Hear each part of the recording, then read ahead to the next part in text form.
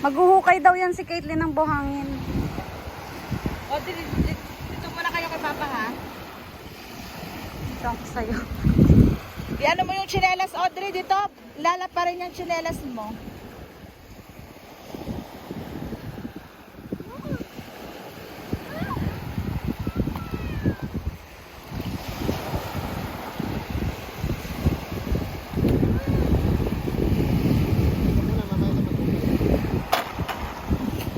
Kinapon. Ito na, dyan ka na.